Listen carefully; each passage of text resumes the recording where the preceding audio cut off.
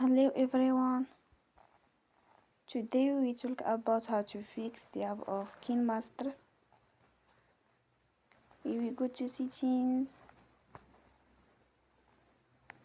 then we click on apps. After that we search the app KineMaster and we click.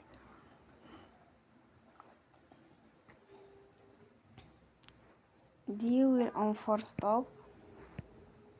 After that we go to storage.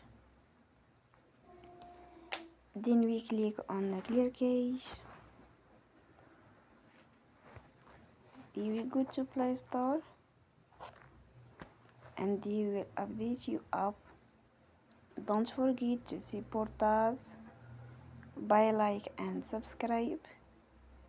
See you next time and thank you for watching.